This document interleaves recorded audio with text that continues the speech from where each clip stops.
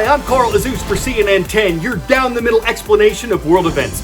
I wish I could start off this show by saying coronavirus was finally going away. I can't, because it's not. In fact, cases from Europe to the United States appear to be on the rise overall. European health officials say the continent is seeing a second wave of COVID-19 infections. Austria, France, Italy, Spain, and the United Kingdom are among the nations that are having an apparent surge. The UK says the number of new coronavirus cases there is doubling every 7 days. There are several theories about why. Some say it's because the summer vacation season is over. Workers are returning to city offices, students are returning to school. The World Health Organization says people are dropping their guard. Young people are being blamed for spreading it in gatherings and parties. And the amount of testing has increased, also accounting for more cases being diagnosed.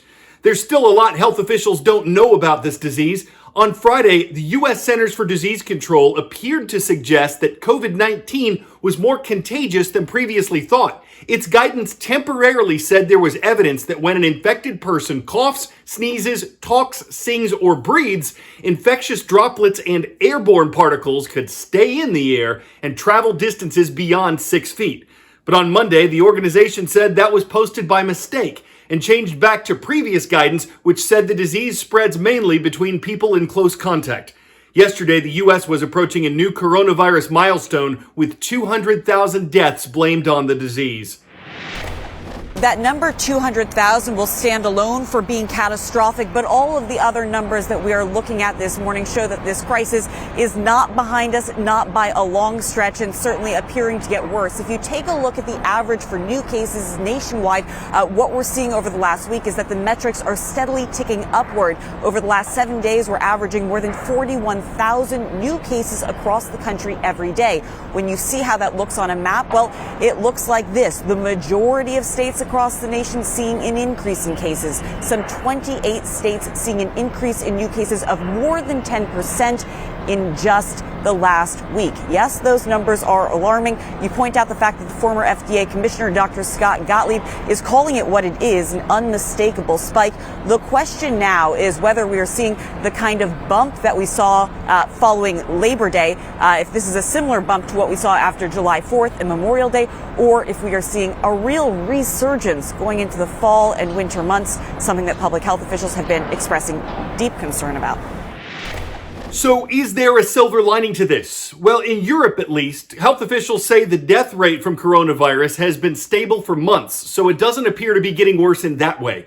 The World Health Organization recently said global cases are on a plateau, and there are some areas, including several U.S. states, where the number of cases is holding steady or decreasing.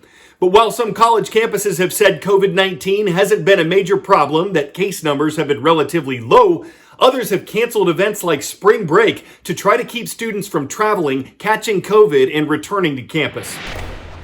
This is where students here at the University of Wisconsin-Madison get taken when they test positive for COVID-19, to isolation housing. Nobody goes in, nobody comes out. It's all part of the university's effort to try and get a handle on the outbreak here on campus, where it took just 5 days to go from the first day of classes to students restricted to essential activities only. Since move-in started at Wisconsin in late August, more than 2,000 students have tested positive for COVID-19. They sent me an email, pack your bags and be out of there as soon as possible. Freshman Keir Metter is one of them. Why do you think it's so difficult to contain COVID-19 outbreaks on college campuses? You could say, don't do this and don't do that, but it's very difficult to enforce all of that. That's probably why they can't send everyone home. That's what I think, because we're just going to spread it all across the country if we do. Metter says he's had mild to no symptoms so far, and he's been in isolation housing for days as he waits out his 2-week period. In total, more than 350 students are in isolation at the university, with another 100-plus quarantining. The rest of the undergraduate campus has been restricted to essential activities only, a move students say they only learned about last minute, rushing to grocery stores as cases continue to climb. You're standing in the elevator with people that might have it. Of course, you have your mask on and you're like, well, that does something, but not 100% of, everything.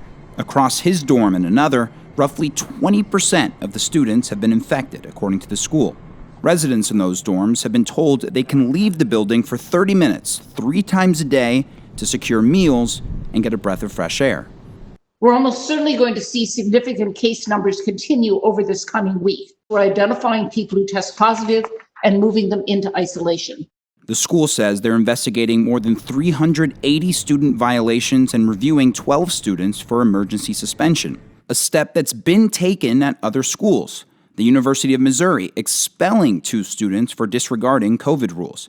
10-second trivia. What position does Mitch McConnell hold in the U.S. Senate? Speaker, Senate Majority Leader, Senate Minority Leader, or President of the Senate? Since 2015, Mitch McConnell has served as the Senate Majority Leader. Later this week, U.S. President Donald Trump is expected to nominate a new Associate Justice to replace Ruth Bader Ginsburg on the Supreme Court. It's up to the Senate to confirm or reject the president's nominee, and here's more on why its timing is politically controversial. In 2016, Associate Justice Antonin Scalia died. Then President Barack Obama nominated a replacement justice in March, but Senate Majority Leader Mitch McConnell refused to hold a hearing on the nominee. He said because it was an election year, the Senate should wait until the next president took office and nominated Scalia's replacement. And that's what happened in 2017 with President Trump. Now, in this election year, another Associate Justice has died, but Senate Majority Leader McConnell says the president's nominee will get a Senate vote. So what's changed? This year, President Trump is a first-term Republican who could be reelected, and the Senate is controlled by his Republican Party. In 2016, President Obama was a second-term Democrat who could not be reelected, and the Senate was controlled by Republicans, the opposite party. Senator McConnell said no Senate had confirmed an election year nominee from an opposite party president since the 1880s. But he also said in 2016 that the American people should have a voice through the election on who should get to pick the next Supreme Court justice. Democrats want McConnell to stick to his rule from 2016 to not hold a vote in an election year. And Democrats say because McConnell denied former President Obama a Supreme Court appointment in 2016, they'll do all they can to block President Trump from one in 2020.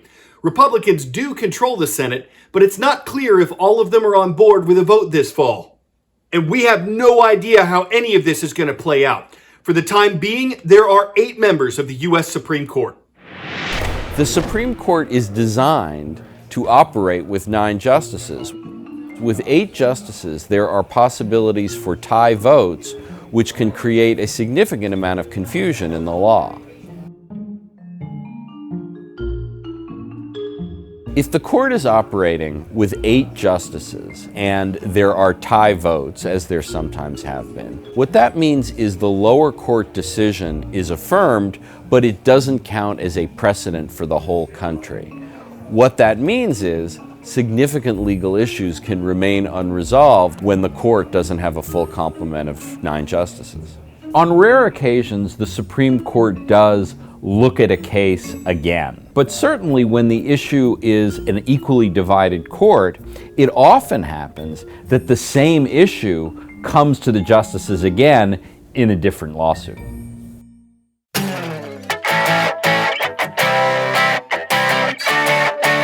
Today's 10 out of 10 segment is hair-raising. Told you. Joseph Grissamore has had long hair all his life, according to Guinness World Records. Now he has the title for world's tallest mohawk. But Carl, you're asking, how tall is it? 42.5 inches, that's 3.5 feet, and add that to his 6'1" frame, that's high. A good hairdresser and a strong hairspray help. Low ceilings in cars do not. Of course, he could always mohawk or take a mohike or star in The Last of the Mohawkins, and that's not a bald-faced lie. Everywhere he goes, he finds he has fans of the fan, and his record will stand like his mohawk, even if it's hair today, gone tomorrow. Terrible. Andrew Jackson High School, we got your comment on our YouTube channel. Thank you for watching from Kershaw, South Carolina. I'm Carl Azus for CNN.